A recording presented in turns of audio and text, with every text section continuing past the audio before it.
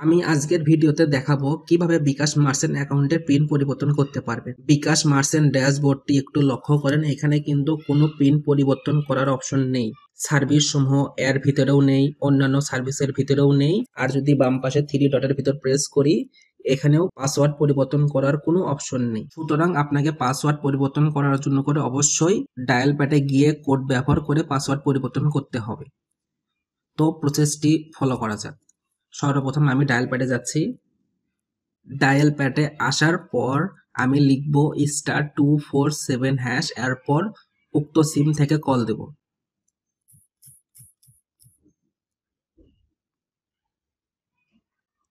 এবার আমাকে যেতে হবে 6 নাম্বার মাই বিকাশ।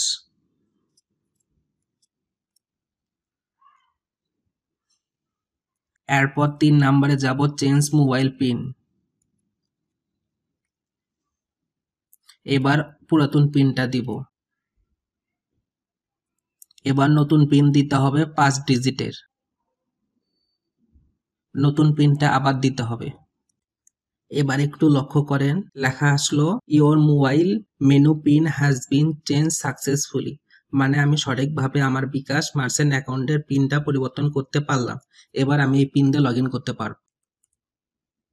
দেখেন অ্যাপস থেকে আমাকে বের করে দিয়েছে।